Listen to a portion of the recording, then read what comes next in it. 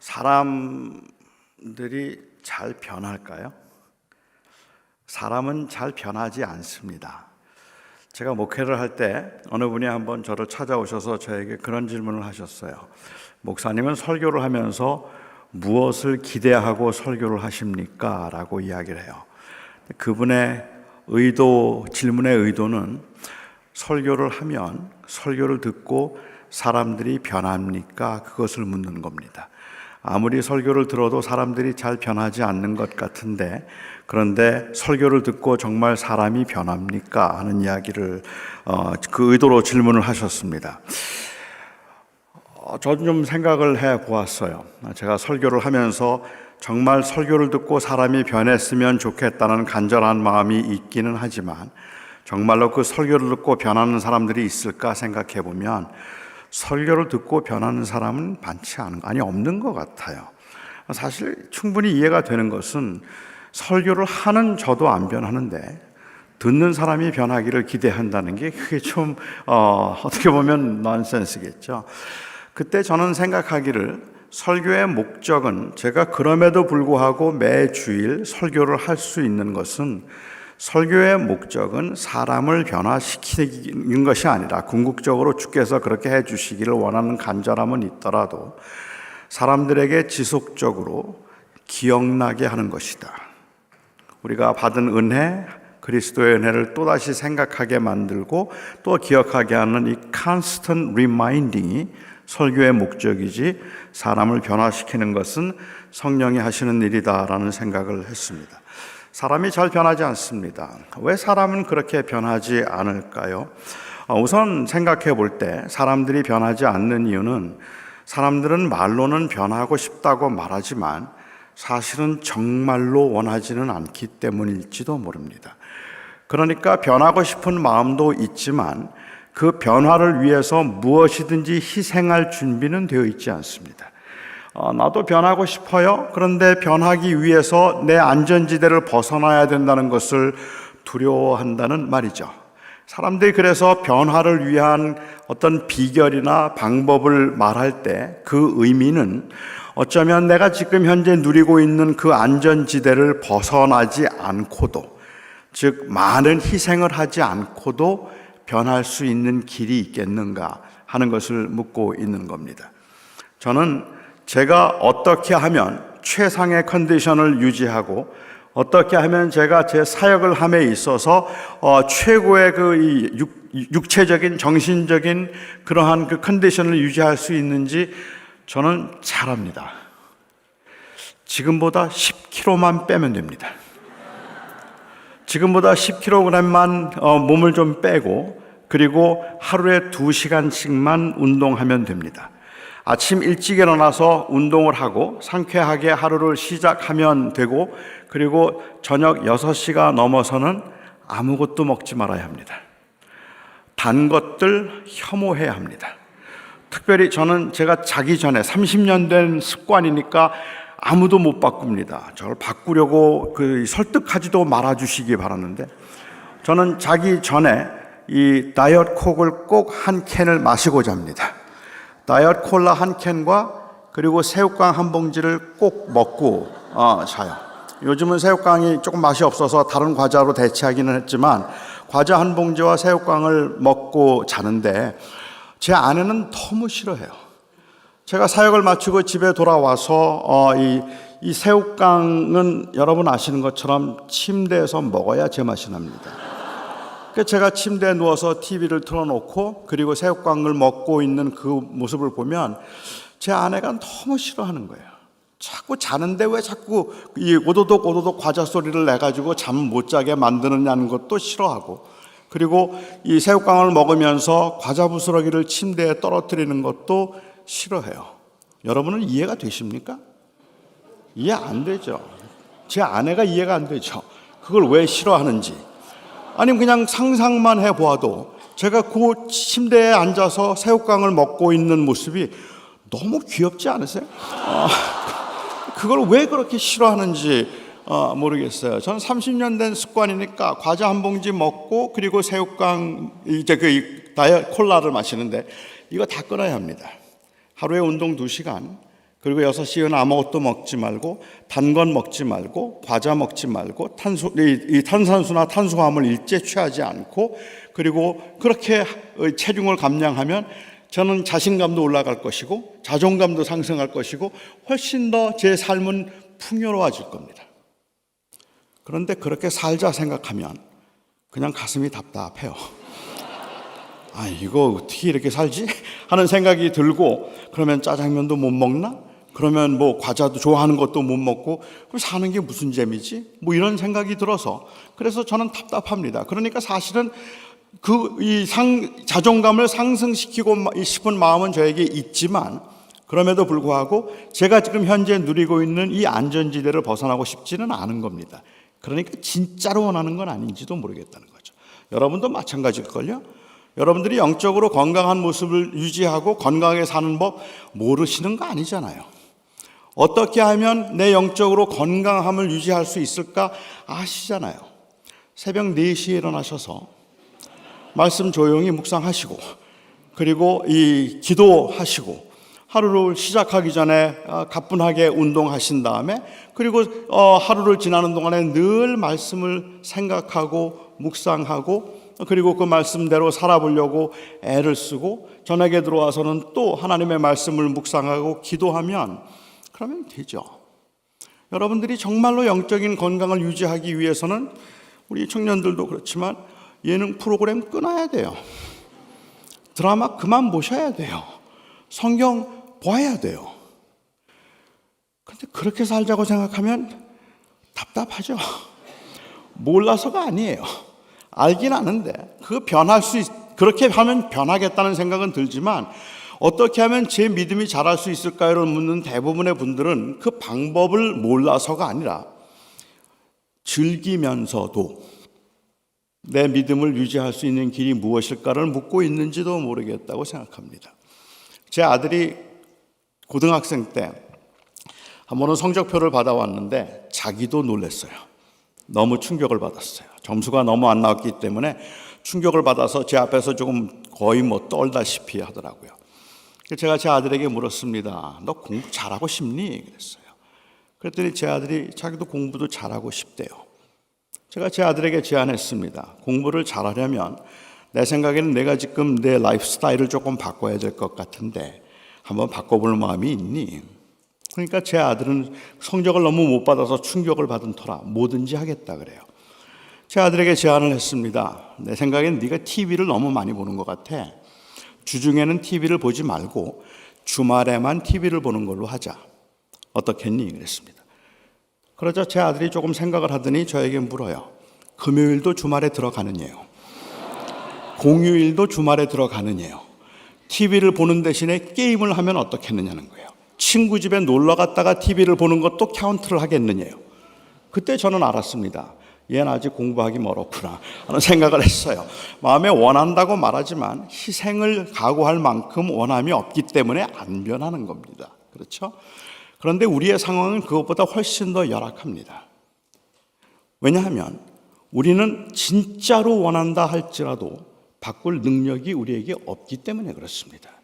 우리는 정말로 내가 변하기를 원한다고 그렇게 간절히 원한다 할지라도 우리는 바꿀 수 없는, 그 태어나면서부터 회심했다 할지라도 회심이 우리의 죄성을 거둬가지는 않기 때문에 여전히 우리 안에는 죄성이 남아있다는 말입니다. 정말로 각오하고 다짐해서 다시는 내가 그 죄를 짓지 않겠다고 각오하고 다짐하고 그냥 그야말로 그 죄가 너무도 싫었는데, 그 죄가 싫어서 이제는 끊었다고 생각했는데 일주일이 지나고 한 달이 지나면 스물스물 다시 그 생각이 나기 시작하죠. 여전히 내 안에 남아있는 그 죄성이 킥견하기 시작하면 그다음부터는 제 마음이 또 흔들린다는 말입니다. 돈 문제 괜찮다고 생각하고 해결한 줄 알았어요.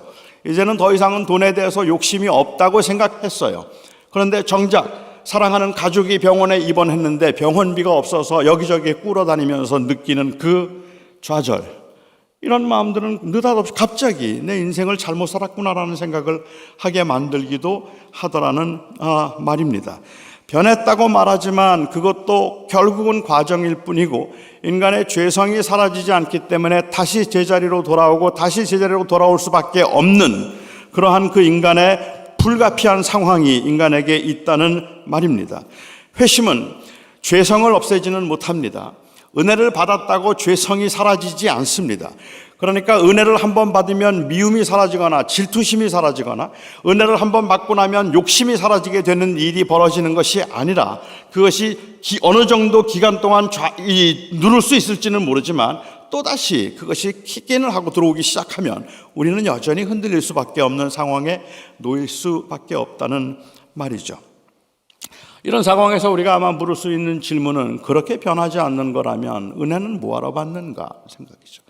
이렇게 금요일마다 모여서 성령 집회를 하고 은혜를 구하고 찬양을 부르고 뜨거운 마음으로 하나님 앞에 기도하고 절대로 거짓이 아니거든요. 진심이거든요.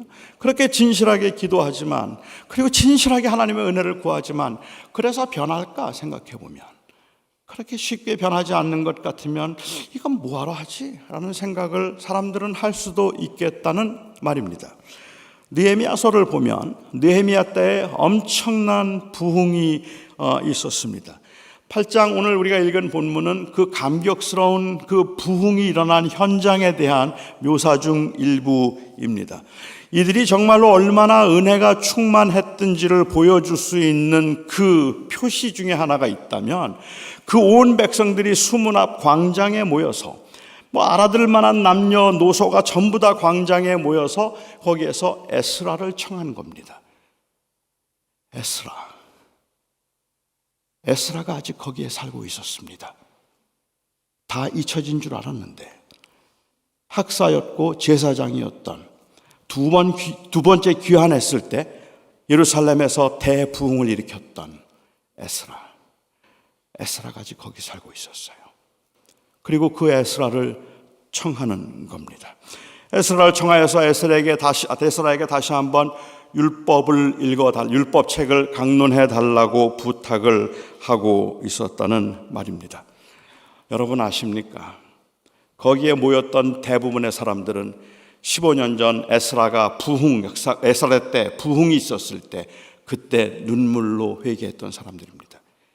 15년 전 에스라가 부흥을 일으켰을 때 그곳에서 눈물로 회개하며 기도하고 다시는 범죄하지 않겠다고 안식일을 다시 제정하고 이방 여인들과의 혼인을 금하고 다시 유월절을 지키기 시작하고 온 백성들이 하나님의 말씀을 말씀을 듣고 말씀을 묵상하고 말씀을 읽을 때마다 눈물을 쏟으면서 정말로 진실로 회개했던 사람들이란 말입니다.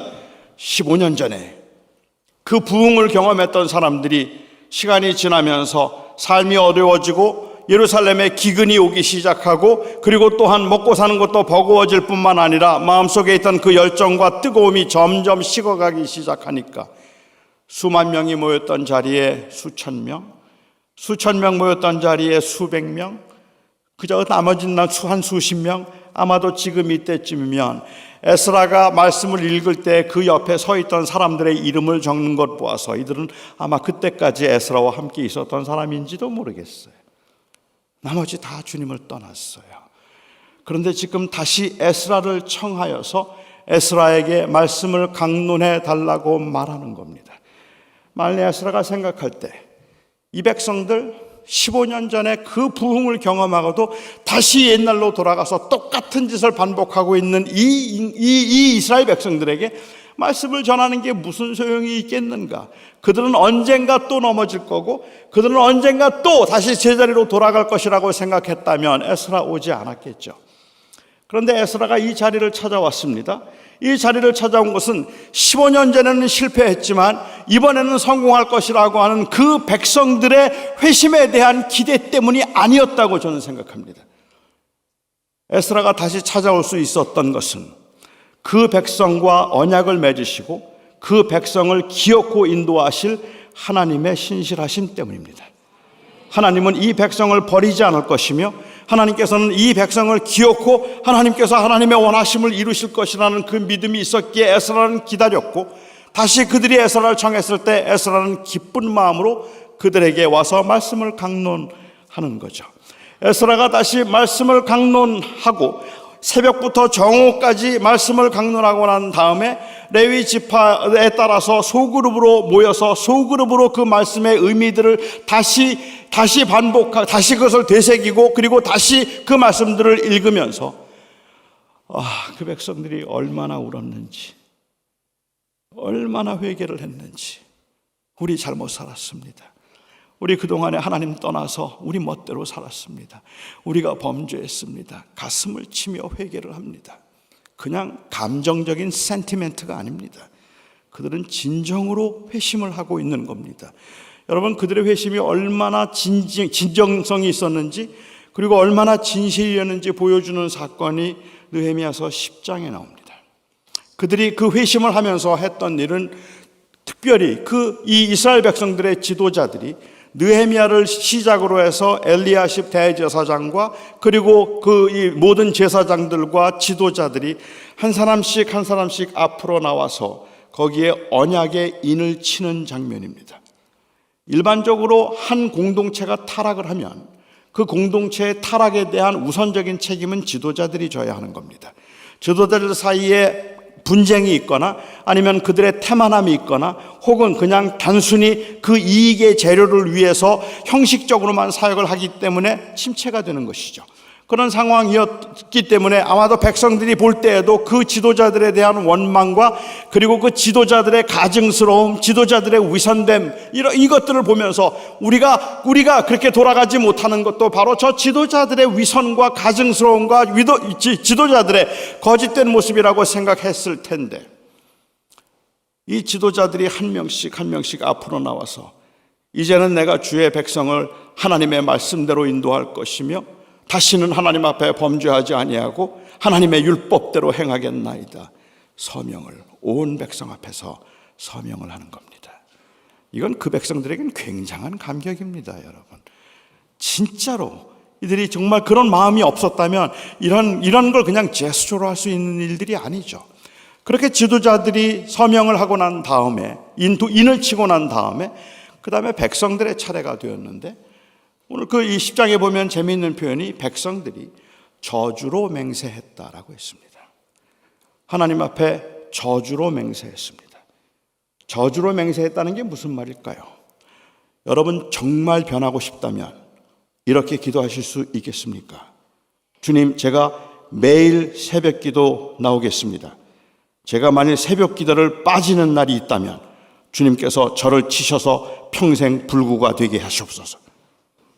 그렇게 기도하실 수 있겠습니까? 와우.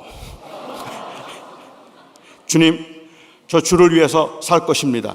제가 이 안식일을 범하거나 혹이라도 주일을 빠지거나 안식일을 제대로 지키지 못한 일이 있다면 저로 하여금 실직 당하게 하시고 그리고 죽을 때까지 직장을 못 구하게 하소서. 가능하시겠습니까, 여러분? 이 기도들. 하나님, 제가 혹이라도 하나님이 원하시는 대로 하지 아니하고 거짓을 행하거나 정직하게 행하지 않는다면 제 아내가 저보다 더 오래 살게 하셔서 제가 제일 싫어하는 스타일과 재혼하게 하소서. 생각만 해도 끔찍하잖아요. 저주로 맹세했다는 말은 이렇게 기도했단 말입니다. 우리가 다시 여호와를 떠나면, 우리가 다시 율법을 떠나면 우리로 열국의 종이 되게 하소서. 우리가 다시 하나님을 떠난다면 하나님께서 우리를 치셔서 우리로 열국의 종이 되게 하소서. 누가 이런 기도할 수 있어요? 어떻게 감히 하나님 앞에서 저주로, 하나님, 내가 하나님을 떠나면, 내가 하나님의 뜻대로 살지 아니하면 하나님이 나를 치셔서 나로 하여금 장애를 받게 하시고 나를 죽이시고 우리의 가족을 먼저 데려가시옵소서. 그렇게 기도할 수 있는 사람 누가 있습니까? 오직 진실한 사람만 그렇게 기도할 수 있습니다. 진짜인 사람들. 그렇죠. 그들은 정말 바꾸고 싶었어요. 그들은 진심으로 회개했어요. 그래서 그들은 그렇게 기도할 수 있었습니다. 그래서 변했을까요? 그렇게 이스라엘 백성들이 회개하고 온 그 성이 부흥의 물결이 일어났을 때 느헤미야는 이제 다시 총독의 임기를 마치고 페르시아로 돌아가야 했습니다. 페르시아로 돌아가면서 당시 대제사장이었던 엘리야십을 부르죠. 그리고 엘리야십에게 간곡하게 부탁합니다. 이 백성들 잘 지켜주세요. 잘 섬겨주셔서 하나님의 그 뜻을 이루고 하나님의 나라를 이 하나님의 백성으로서 하나님 잘 섬기게 해주세요. 엘리야십이 말합니다. 걱정하지 마세요. 그리고 느헤미야는 떠났습니다. 7년쯤 지난 후에, 어떤 학자들은 10년이라고 말하니까 7년 혹은 10년쯤 지나고 난 후에 느헤미야가 이 예루살렘의 총독 두 번째 임기를 맞이해서 다시 예루살렘으로 돌아왔습니다. 예루살렘에 돌아왔을 때 예루살렘은 엉망이었습니다. 엘리야십 그 대제사장은 자기의 증손녀를 산발랏이라고 하는 그를 가장 괴롭히고 이 느헤미야를 가장 괴롭혔던 사람의 사위로 만들었고, 도비야라고 하는 아주 잔인하고 그리고 또한 포악한 인간, 이 비열한 인간 도비야를 엘리야십은 자기의 정권을, 이 권력을 지키기 위해서 성전의 그 국고를 맡는, 성전의 재정을 맡는 그 일을 맡겼습니다. 재정을 맡았던 도비야가 제사장에게 월급 주지 않고 레위인들에게 생활비를 지급하지 않아서 레위인들, 제사장들 다 떠났습니다. 예배가 없었고 제사도 그쳤고 그리고 유월절도 지키지 않았고 이스라엘 백성들은 다시 이방인들과 혼인을 하기 시작했고 율법을, 말씀을 떠나가기 시작했습니다. 10년 만에 느헤미야가 다시 돌아왔을 때 예루살렘은 다시 제자리였습니다. 이러면 낙심되죠. 여러분, 사람이 낙심하면 보이는 현상은 저는 크게 두 가지일 거라고 생각을 합니다. 낙심했을 때 보일 수 있는 첫 번째 현상은 그것은 포기입니다. 체념이죠. 안 돼. 해도 안 돼. 그만해. 포기입니다. 두 번째, 낙심했을 때 사람들이 보일 수 있는 두 번째 현상이 있다면 그것은 타협입니다. 어차피 안 될 거라면 그냥 그 주어진 현실에서 적응하면서 그냥 그럭저럭 살자고 얘기하죠.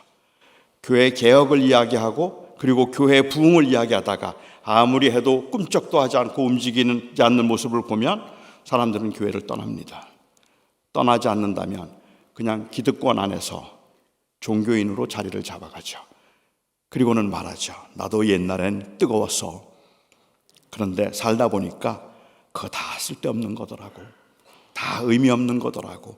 그냥 그럭저럭 교회 생활 그냥 유지하면 되는 거지. 그래서 적당히 타협하거나 아니면 아예 교회를 떠나서 교회를 멀리하거나, 아마 이게 두 가지가 나타날 수 있는 낙심의 현상인 것 같습니다. 제가 느헤미야를 보고 고맙게 여기는 것은 느헤미야의 분노입니다. 7년 만에, 10년 만에 돌아온 그가 제사가 끊어지고 예배가 끊어지고 그리고 다시 그들이 율법을 떠난 것을 본 느헤미야가 성전에 올라가서 불같이 화를 내면서 그 성전 금고, 이 재정을 맡았던 도비야의 방으로 들어가서 도비야의 세간들을 밖으로 다 집어 던지고 있는 겁니다. 도비야의 그 세간들을 밖으로 다 집어 던지고 그리고는 다시 그 예루살렘 땅에 다시 제사를 회복하고 그리고 다시 예배를 회복하고 다시 이방인들의 혼인을 금하고 다시 안식일을 지키기 시작하는 겁니다. 이거 10년 전에 다 했던 겁니다. 이거 10년 전에 다 했던 겁니다. 그런데 지금 느헤미야가 와서 10년 만에 엉망이 된 그곳에서 또다시 그 일을 하고 있다는 말입니다. 느헤미야가 이렇게 개혁을 일으켰을 당시에 느헤미야와 함께 그 제사를 회복하고 예배를 회복하고자 했던 선지자가 말라기입니다. 그러니까 말라기 선지자가 말하고 있는 그 11조에 관한 이야기들도 사실은 예배가 멈춘 그 상황에서 제사와 예배를 회복하도록 하기 위해서 레위인들과 제사장들을 다시 불러들이기 위해서 그 백성들에게 지금 권하고 있는 말이라고 보아야 할 겁니다. 그래서 하나님께로 돌아가자고 이야기를 하고 있으니까 우리가 그냥 사건을 연대순으로 본다면, 그렇다면 구약은 말라기서 4장이 끝이지만 느헤미야가 돌아와서 다시 개혁을 하면서 이 안식일을 다시 시작하고 이방인과의 혼인을 금하고 그리고 예배를 회복하고 있는 이 느헤미야서 13장이 시간적으로는 구약 성경의 마지막 장입니다. 사실은 구약은 이렇게 끝나는 겁니다. 그래서 그들이 변했을까요? 그래서 그들이 변했습니까? 변하지 않았습니다. 그들은 또다시 그 자리로, 제자리로 돌아갈 수밖에 없었습니다. 누가 얼마나 열심을 내는가 보자라고 말하고, 열심을 내는 사람들에게 저거 얼마나 가자 하는지 보자 말하면 예언과 같이 너무 적중해서 얼마 지나지 않아서 그냥 미지근해지거나 아니면 식게 되는 경우들, 우리 주변에서도 아닌데 내 안에서도 얼마든지 볼 수 있는 현상이기는 합니다. 이런 상황에서 다시 열심을 내자는 건 별로 의미가 없어 보입니다. 열심을 내도 결국은 모든 게 다 제자리일 테니까, 제가 여러분들에게 여러분 이번만은 아닙니다, 오늘 제가 왔으니까 은혜 받고 한번 확실하게 하나님 앞에 돌아섭시다라고 말하지만 우리의 능력을 생각하면 이거는 그렇게 가능한 일이 아니란 말입니다. 이건 불가능한 일입니다. 안 됩니다, 여러분. 아무리 예배를 해도, 아무리 에스베리에 부흥운동이 일어나도, 아무리 이 노스햄턴에 부흥운동이 일어났어도, 아무리 플로리다에서 그야말로 놀라운 역사가 일어나서 2년 동안은 매일마다 수백만의 사람들이 모여서 예배를 해도 안 돼요. 되는 거 아니에요.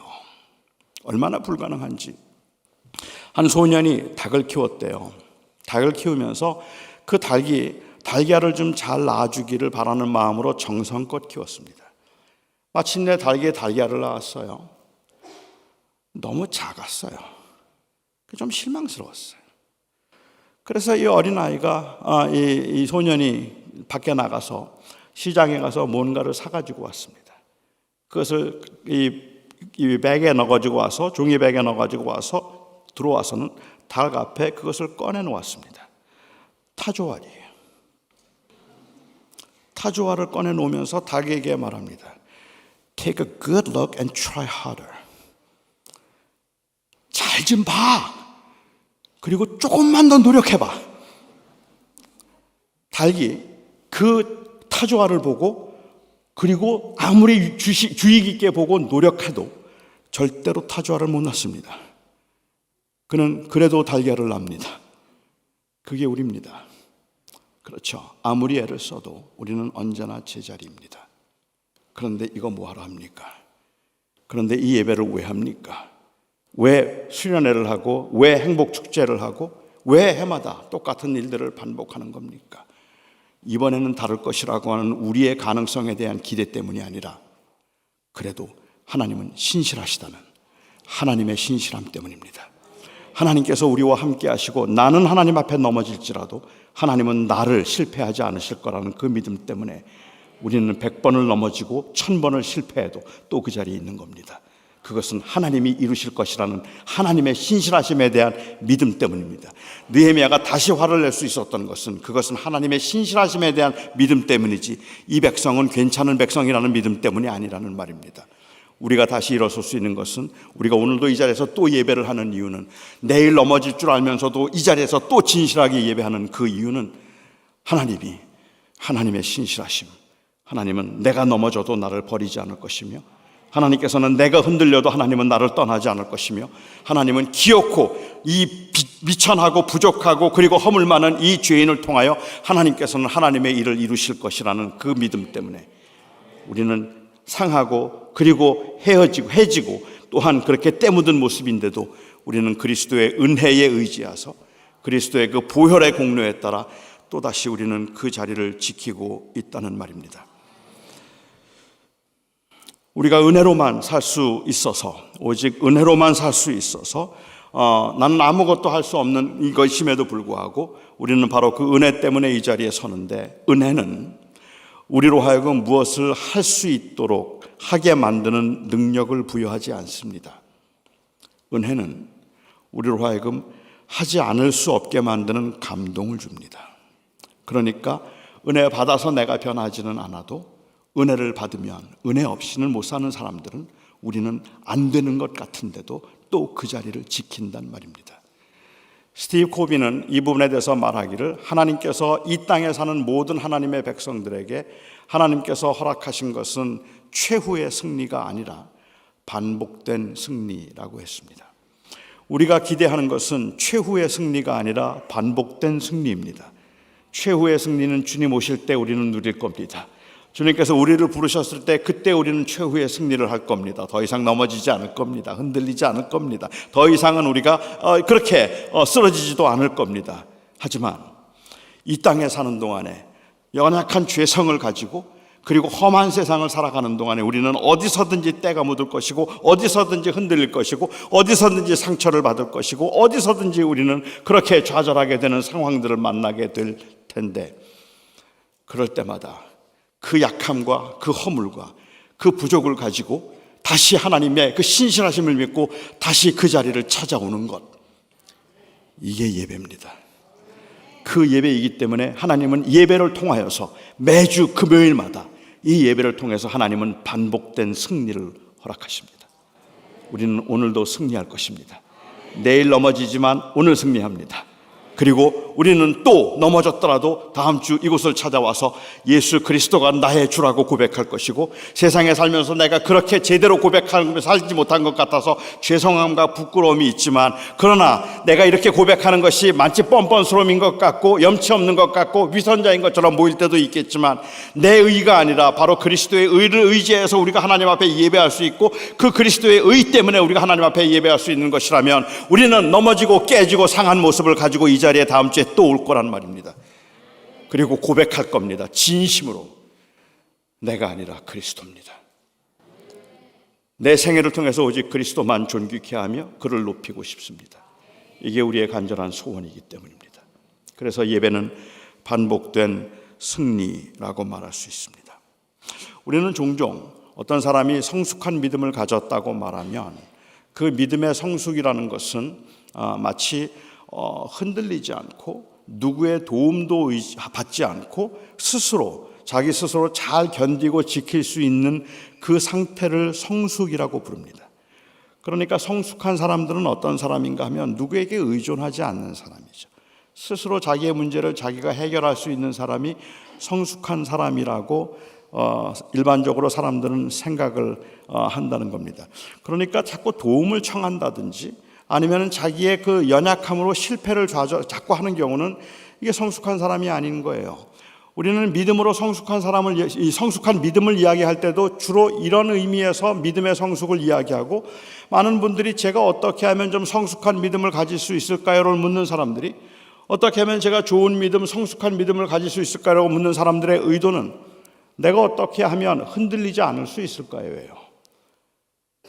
돈이 없어도 은행 잔고가 바닥에 나도 그래도 내 마음은 편안하다 찬양할 수 있고, 그리고 가족이 아프다는 소식을 들어도 그렇게 소식을 들었고 마음에 근심이 있긴 하지만 하나님 앞에 기도하고 나면, 하나님께 다 맡기고 나면 마음이 편안해지는 그 상태, 아무리 힘들고 피곤하고 유혹이 많아도 아침에 말씀을 읽을 때면 그야말로 저절로 눈물이 쏟아지고 그리고 가슴이 뛰고 주님의 말씀과 주님의 나라를 생각하면 뭐든지 그냥 하고 싶어서 못 견디는 그런 그 모습이 바로 성숙한 상태라고 생각을 하는 것 같아요. 그러니까 굉장히 독립된 강한 상태를 이야기하는 거죠. 저는 제가 어릴 적부터 8개월부터 소아마비 장애인이었으니까 평생을 장애인으로 살았던 저는 강하고 싶었습니다. 아니, 제가 강하고 싶었다는 것보다 어쩌면 저는 강할 수 없다는 걸 알았죠, 어릴 적에. 그래서 제가 약하다는 걸 보이고 싶지 않았습니다. 약하다는 것을 보이는 것은 실패라고 생각했고 그것은 패배라고 생각했기 때문에 그렇습니다. 학교를 20분 동안 걸어 다녔는데요, 도보로 20분 이 통학을 하는 동안에 저는 한 번도 제 기억에 큰 길로 학교를 걸어서 간 적이 없습니다. 저는 항상 좀 돌아도 뒷골목으로만 학교를 갔어요. 제가 뒷골목으로만 학교를 갔던 이유는 큰 길로 가다가 학교 친구라도 만나면 가방 들어다 준다 그럴까 봐. 가방 들어다 준다고 말하면 마치 제 약함이 들킨 것 같아서, 저를 약하게 생각하고 있다는 생각에 오히려 내가 위축되는 그러한 될까 봐, 그게 무서워서 저는 친구들이 가방 들어다 준다는 것, 친구들이 저를 약하게 보는 걸 참을 수가 없었습니다. 길을 가다가 제가 넘어지면 그러면 친구들이 와서 손을 붙잡아주고 괜찮아 하면서 저를 일으켜주려고 할 때 그때 수치감이 느껴졌습니다. 차라리 제가 넘어졌을 때 깔깔깔 웃어주기를 바랬어요. 야, 바보같이 왜 넘어지냐? 뭐 왜 이렇게 자꾸 넘어져? 그렇게 말해주는 건 마치 자기들도 넘어질 수 있다는 것을 인정해 주는 것 같아서 차라리 그게 나았단 말입니다. 자기들은 하나도 절대로 넘어지지 않을 텐데 너는 장애인이라서 넘어진다는 듯이 측은하고 불쌍한 듯이 자꾸만 찾아와서 도와주겠다고 말하는 게 왠지 저로서는 그게 제가 패배한 것 같고 약해 보였기 때문이라는 말입니다. 누군가를 의지해야 되고 누군가의 도움으로 살아야 된다고 생각하면 그거는 성숙이 아니라고 생각합니다. 그래서 저는 제가 믿음 생활을 시작하고 고등학교 2학년 때 목사가 되겠다고 헌신했을 때, 목사가 되겠다고 헌신하면서 제가 했던 그 기도, 4년 동안 하루도 빼놓지 않고 했던 기도, 하나님 제 다리 좀 고쳐주십시오. 저 좋은 목사 되겠습니다. 절 좀 강하게 해주세요. 절 좀 강하게 해주세요. 제가 강해야 이 세상에서 성공합니다. 그 기도, 4년의 기도 끝에 어떤 한 집회에서 주님께서 저에게 깨닫게 해주셨던 답은 난 널 강하게 하지 않을 거야 였습니다. 난 널 강하게 하지 않을 거야.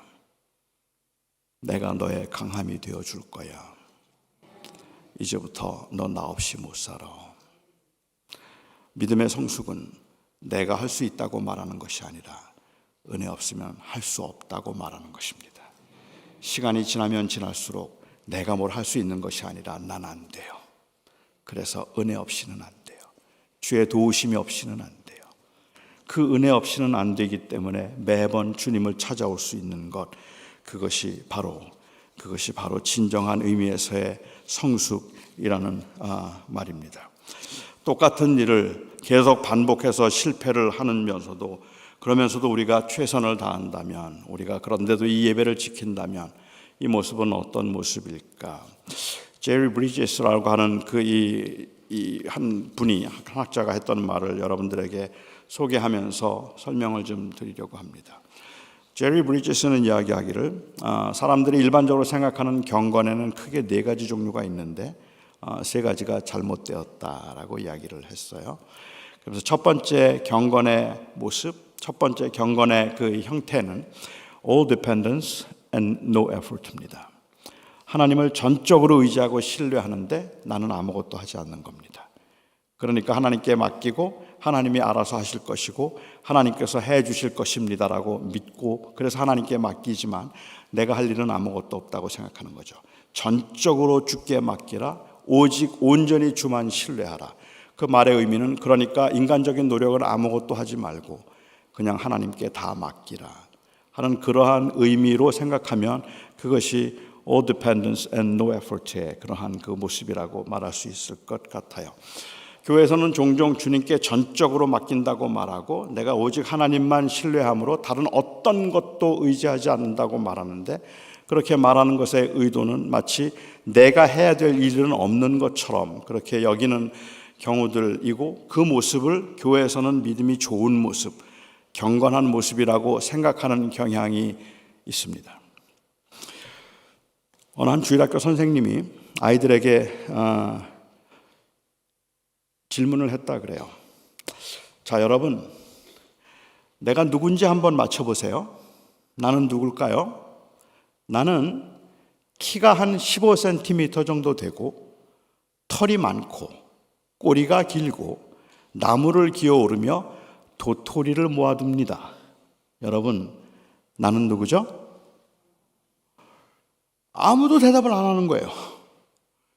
그래서 자, 괜찮으니까 대답해 보세요. 여러분, 나는 누굴까요? 나는 키가 한 15cm 되고 꼬리가 길고 나무를 기어오르고 도토리를 모아둡니다. 자, 나는 누구죠? 그러자 한 아이가 조심스럽게 손을 들었습니다. 그리고 대답합니다. 제 생각에는 다람쥐 같은데 정답은 예수님이죠.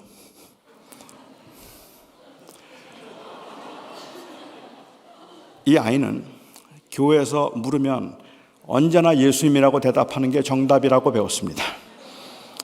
그래서 교회에서는 항상 예수님이 답이라고 생각했으니까 여러분, 이 물 누가 주셨죠? 예수님이요. 이 옷은 누가 주신 거예요? 예수님이요. 자, 그러면 이 설교 누가 주셨을까요? 예수님이요. 그렇게 말하는 게 정답이라고 생각했기 때문에 키가 15cm에 나무를 기어오르고 다람쥐를 이 도토리를 모으는 나는 누구일까요? 라고 묻는 질문에도 아무리 생각해도 다람쥐인데 교회에서는 정답이 예수님 같아서 그래서 예수님이라고 대답을 했던 거죠. 우리도 그렇지 않아요? 우리가 모든 삶에서 다 예수님이 하신다, 주님이 하셨다고 말할 때 꼭 그런 의도인 것 같단 말입니다. 이 설교 누가 준비했을까요, 여러분? 예수님이 하셨다는 말이 주님께서 지혜를 주시고 주님께서 저를 감동을 주시기도 하시고 주님께서 저를 간섭해 주셔서 저로 하여금 이 설교를 준비하는데 주님께서 온전히 주님의 뜻을 드러내게 하시도록 도와주셨다는 의미라면 저는 참 진심으로 감사합니다. 그런데 예수님이 하셨다는 말의 의미가 만일 제가 오늘 여기에 나오기 전에 이 숙소에서 기도를 하고 났더니 책상 위에 이게 있는 거예요. 그래서 제가 이거 가지고 나왔거든요. 그리고 지금 이렇게 읽고 설교하고 있는 거예요. 하나님이 하신 거예요. 제가 한 건 아무것도 없어요. 그렇게 말하기에는 설교가 좀 허접하죠. 주님이 그 정도밖에 못하시나 싶지 않습니까? 아닙니다. 그거는 경건한 모습이 아닙니다. 우리가 해야 할 일들이 있는데 그런데 하나님이 다 하십니다라는 그 말로 우리가 해야 할 책임을 회피한다면 시험을 앞두고 있는 우리 학생들이 월요일 날 시험 봐야 되는데 주님이 하십니다. 그래서 주님께 다 맡기고 나는 걱정, 염려, 근심 하나도 없으니 주께서 내 걸음과 길을 인도하셔서 주께서 나를 위해서 대신 시험 쳐주실 줄 믿을 것이며 하나님께서 성령의 감동으로 선생님을 감동시키셔서 내가 아는 문제만 내게 해주실 것이고 그리고 또한 내가 모르는 답을 썼더라도 선생님의 눈을 가려서 그래서 그 답을 정답인 줄 알게 하실 줄 믿습니다. 주님이 하십니다. 이거는 굉장히 건전하지 못한 경건이겠죠. 전적으로 의지하지만 아무것도 하지 않는 것. 그 두 번째가 아마 반작용일 텐데 No dependence, all effort예요. 우리가 할 일은 우리가 다 해야죠. 우리가 열심히 하고 우리가 그렇게 열심히 하다가 못하겠거든. 그때 기도하는 거지. 해보지도 않고 기도를 해요? 자기는 아무것도 안 하면서 하나님께 도와달라고 기도를 해요? 그건 너무 무책임하죠. 너무 태만한 거죠. 내가 할 일을 내가 먼저 하고 그 다음에 안 되면 내 한계를 넘어가면 그때 하나님께 구하면 되는 거 아니겠습니까? 그런데 대체로 이렇게 생각하는 사람들은 좀 유능해요. 다시 말씀드리면 평생에 기도할 일이 별로 없어요. 혼자 잘해요. 공부도 혼자 잘하고 직장도 잘 구하고 기도 한 번도 안 했는데도 잘 살아요. 그러니까는 하나님 의지하는 건 안 될 때 하는 거라고 생각을 하는 거죠. 이런 경우는 all effort, no dependence예요. 그죠? 하나님을 의지함보다는 그냥 내 노력으로 최선을 다해서 살아가는 거죠. 세 번째, 그리 건전하지 못한 모습이 partial dependence and partial effort라고 말할 수 있을 것 같아요. 부분적 헌신과 부분적 신뢰와 부분적 노력이라고 하는 거죠. 그러니까 우리가 이 강대상을 좀 옮기고 싶으면 한쪽을 누가 들고 이 한쪽을 다른 사람이 들어야 되잖아요. 그렇게 서로 협력해야 이 일들이 이루어지잖아요. 그 인간과 하나님은 그런 협력 관계에 있어서 하나님께서 한쪽을 들어주시고 인간이 다른 한쪽을 들어주심으로 그 일을 이루는 것이라고 생각하는 사람들도 있다라는 말입니다. 제가 들을 때마다 좀 마음이 좀 아쉽기도 하고 안타깝기도 한 것들이 그런 거죠. 어떤 분들이 그런 말씀을 간증 비슷하게 하시면서 그렇게 말씀들 하시는 분들도 제가 몇 분 뵀는데 좋은 일을 하고자 하는 거예요. 좋은 일을 하려고 하는데 하나님이 도와주셔야지. 하나님이 안 도와주시면 하나님이 손해지 뭐. 하나님이 내가 지금 하나님을 하려고 하는데 그런데 하나님이 안 도와주시면 그러면 내 손해인가? 하나님 손해지. 그렇게 이야기를 해요. 그러니까 결국은 이 하나님이 내 도움 없이는 안 된다는 말처럼 들린다는 말이에요. 내가 도와드려야 하나님이 할 수 있는 건데 하나님 안 도와주셔서 나도 안 도와드리면 하나님 일 못하는 거지 뭐. 그래서 내가 하나님을 도울 수 있어서 하나님과 동업으로 함께함으로 이 일이 이루어질 수 있을 거라고 사람들은 생각을 하기도 한다는 말입니다. 그렇게 생각을 하는 경우에 발생할 수 있는 문제들은 뭐냐면 우선 하나는 교만이에요. 사람들은 말하기를 하나님의 은혜로 되었다고 말하면서도 하나님의 은혜로 되었지만 내가 안 했으면 됐겠어요? 내가 열심히 전도하니까 교회가 부흥한 거지, 내가 열심히 그래도 사역하니까 그래도 교회가 이만큼 된 거지, 내가 안 했더라면 이게 됐겠습니까? 하나님이 하시는 일이지만 내가 한 몫도 있다는 거예요. 그래서 내가 한 일을 자꾸만 자랑하려고 해요. 그렇지 않으면 하나님에 대해서 실망하죠. 보통은 나는 굉장히 노력하고 있는데 하나님이 일을 안 하세요. 그 하나님이 좀 하나님께 맡겨진 일만 잘해주시면 될 것 같은데, 나는 죽겠는데, 정말 새벽부터 밤까지 뛰어다니는데 하나님 뭐 하시는지 모르겠어요. 하나님이 안 도와주셔서 안 된다고 생각하는 경우죠. 이런 경우들이 partial dependence, partial effort의 문제일 것 같아요. 아닙니다. 그것도 위험합니다. 제가 생각할 때 제리 브리지스가 말하는 것처럼 진정한 의미에서의 참된 경건은 all dependence, all effort예요. 우리는 주님의 은혜가 아니면 정말 아무것도 할 수 없어요. 주님의 도우심이 아니면, 그리고 주의 인도하심이 아니면 우리는 아무것도 할 수 없어요. 그런데 여러분 아십니까? 우리는 아무것도 할 수 없기 때문에 우리는 죽도록 최선을 다해요. 내가 해서 무엇을 이룰 수 있기 때문에 그런 것이 아니라 하나님이 이 모든 일을 하시기 때문에, 나는 그 하나님의 그 은혜 때문에 나는 최선을 다하고 싶은 거예요. 나는 죽도록 한번 해보고 싶은 거예요. 내가 예배를 하고 넘어지고 예배를 마치고 또 쓰러지고 또 다음 주에 올 때쯤이면 이거 괜히 가봐야 맨날 넘어지는 거 뭐하러 가는가 싶은데도 불구하고 우리가 그 자리에서 또 최선을 다해서 모이기를 힘쓰고 최선을 다해서 찬양을 하고 최선을 다해서 하나님 앞에 부르짖고 기도하는 그 이유가 있다면 내가 하는 것이 아니라 하나님이 하시는 것입니다라는 그 믿음 때문이라는 말입니다. 저는 이 역설이 있다고 생각해요. 전적으로 하나님이 하시고 나는 아무것도 할 수 없기 때문에 그래서 나는 최선을 다합니다. 이게 은혜의 역설입니다. 내가 하는 것이 아니기 때문에 하나님이 하시는 일이기 때문에 그 하나님이 하시는 일에 내가 덧붙여서 공로를 세울 만한 것들이 아무것도 없기 때문에 나는 오히려 그래서 더 죽도록 최선을 다해서 주를 섬길 것입니다. 그것이 all dependence and all effort의 모습이라고 말할 수 있을 것 같습니다. 은혜 아니면 아무것도 아니라서, 은혜 아니면 아무것도 할 수 없는 사람이라서, 그래서 아무것도 하지 않는 것이 아니라 은혜 아니면 아무것도 할 수 없는 사람이라서 우리는 정말 죽을 힘을 다해서 한단 말입니다. 여러분, 실패를 두려워하지 마십시오. 우리는 그 실패 때문에 반복된 승리를 할 겁니다. 하지만 그 실패할 것을 미리 알았다고 해서 또 실패할 줄 알면서도 하고 있기 때문에 그게 위선이거나 아니면 그게 무기력함이라고 생각하지도 마십시오. 지금 이 순간은 우리는 넘어지지 않을 겁니다. 넘어지지 않으려고 애를 쓸 겁니다. 그 현실이 답답하고 현실이 정말로 무섭다는 건 알지만 그럼에도 불구하고 우리는 이곳에 있는 동안에 하나님을 예배하고 예수 그리스도가 나의 주인님이시며 은혜 아니면 살 수 없다는 우리의 고백은 진실합니다. 비록 흔들린다 할지라도, 세상에서는 흔들릴지 모르지만 여기서 지금 우리는 진실합니다. 덴마크의 철학자였던 키어케고르라고 하는 사람이 있습니다. 이 키어케고르는 아주 엄격한 기독교 가정에서 자란 사람입니다. 엄격한 기독교 가정에서 그가 교육을 받으면서 자랐는데 아버지는 늘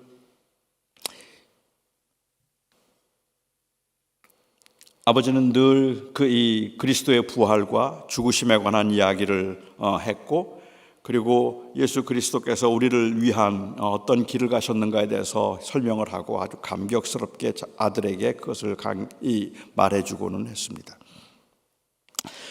엄격한 기독교 가정에서 교육을 받았지만 이 키어케고르가 보는 그 교회의 모습은 그것과는 정반대의 모습이었어요.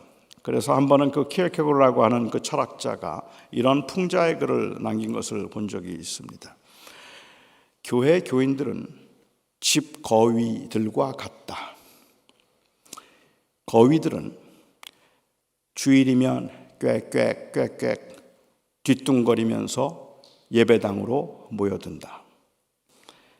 그리고 설교자가 위에 서서 우리는 비상할 것입니다. 우리는 날 것입니다. 우리는 다시 이 저 먼 저 하늘로, 저 하늘 위로 우리는 날아갈 겁니다라고 그렇게 설교한다. 그러면 회중에 있는 집거위들이 꽥꽥 아멘 아멘 꽥꽥 한다. 그리고는 다시 꽥꽥 뒤뚱거리면서 집으로 돌아간다. 그 모습이 무기력하다는 말이에요. 아멘 아멘 열광적으로 찬양을 하고 그럴 거라고 이야기를 하지만 나가는 모습은 또다시 맥없이 그냥 그렇게 무기력하게 나가는 모습을 보고 킬케고르가 했던 풍자입니다. 저는 옛날에는 이런 이야기 들으면 화가 치밀었어요. 이게 도대체 무슨 말인가 싶은 생각이 들어서 교인들을 향해서 저는 막 외치듯이 고함치듯이 때로는 막 화를 내는 것처럼 여러분 세상에서 하늘을 날아야 됩니다. 우리는 세상에서 승리해야 됩니다. 절대로 넘어지지 마세요. 절대로 흔들리지 마세요. 우리는 기어코 이 땅에서 하나님의 영광을 드러내며 빛으로 살아내야 되는 겁니다라고 외쳤습니다. 그런데 지금은 제가 그렇게 할 자신이 없습니다. 30년 동안 제가 목회를 했고 40년 넘게 주를 섬겼는데 지금 저는 여전히 뒤뚱거리고 있기 때문입니다. 저는 지금도 뒤뚱거려서 그래서 지금도 밖에 나가서는 쉽게 흔들리고 쉽게 분노하고 쉽게 넘어집니다.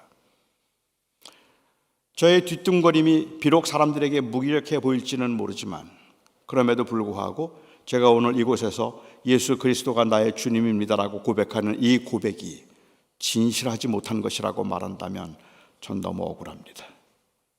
비록 제가 능력이 없어서 무기력하긴 하지만 오늘 제가 하는 찬양과 제가 선언하는 이 말은 저는 진심이기 때문입니다. 이건 위선이 아닙니다. 이것은 거짓이 아닙니다. 이건 진심입니다. 여러분이 그렇지 않습니까? 여러분이 오늘 찬양을 드리면서 예수 그리스도를 높이고 그리고 주님을 찬양했던 그 찬양이 거짓입니까? 알아요. 우리가 얼마나 무기력한지 알아요. 우리가 얼마나 약한지 알아요. 하지만 우리가 약하고 무기력하기 때문에 우리는 진실하지 못하다고 말한다면 그건 너무 억울하단 말입니다. 우리는 그렇게 진실하지 못하게 위선됨으로 이 자리에 앉아 있거나 사람들에게 보이려고 이 자리에 있는 것이 아니기 때문에 그렇습니다. 이런 저희들의 진실함을 주님께서는 아시고 우리들로 하여금 바로 이와 같은 교회의 자리를 만들어 주시고 금요일 저녁이면 어김없이 모여서 하나님을 찬양하는 예배를 하게 되었다는 말입니다. 예배가 세상이 보기에는 우리 자신이 보기에도 마치 무기력해 보인다 할지라도 세상에서는 그것이 온전히 세상을 바꿀 만큼 영향과 빛을 아직 드러내지 못한다 할지라도 오늘 주님께서 저희들에게서 보고 싶어 하시는 것은 제가 믿기는 우리의 능력이 아니라 우리의 진실함입니다. 주님께서는 그 고백 때문에 세상을 이겼니라고 말하지 아니하고 그 고백이 진실한가를 묻고 있다는 말입니다. 주님께서 말씀하셨죠. 옛사람에게 말한 바 살인하지 말라는 말을 너희가 들었거니와 나는 네게 이르노니 형제를 보고 미워하는 자마다 살인한 자니라. 옛사람에게 말한 바 간음하지 말라는 말을 너희가 들었거니와 누구든지 여자를 보고 음욕을 품은 자는 이미 간음한 자니라. 하실 수 있습니까? 주님이 말씀하십니다. 여자를 보고 음욕을 품으면 간음이래요. 주님이 말씀하십니다. 형제를 미워만 해도 살인이래요. 하실 수 있습니까? 저 못합니다. 전 못합니다. 저는 주님께 그렇게 말할 거예요. 주님 저 못합니다. 아시잖아요. 저 못합니다. 그리고 주님이 저에게 말씀하십니다. 내가 안다. 그래서 내가 너를 위해서 죽었다. 그래서 내가 너를 위하여 죽었어. 내가 너를 대신해서 했다. 그게 주님의 순종이고 주님의 은혜입니다. 그리고 주님이 우리에게 이제 물으십니다. 오늘 여러분에게 물으십니다. 그런데 한번 해볼래? 한번 해볼래? 할 수 있느냐는 질문에는 우리는 할 수 없다고밖에 답을 못하지만 해보겠느냐는 질문 앞에 주님 해보고 싶습니다. 그게 우리의 대답입니다. 그게 진실함입니다. 그래서 저희들이 모여서 오늘 하는 찬양도 주님 해보고 싶습니다 하는 그 고백일 것이고 그 고백이어야 하는 겁니다.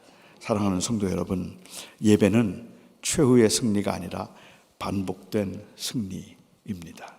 그래서 지금 우리에게 중요한 것은 오늘 이 예배를 하면서 성령께서 우리를 어떻게 인도하시고 또 우리의 삶 속에서 이것들이 어떤 변화를 가져오게 될지, 그거는 주님의 인도하심이라고 우리는 믿지만, 우리 안에 그 능력이 없고 성령이 역사하실 때 가능한 것이라면 우리가 오늘 최선을 다해서 마음을 다해서 기도하며 찬양하며 우리가 고백하고 싶은 그것이 있다면, 주님, 진실로 예수 그리스도가 나의 주님이십니다.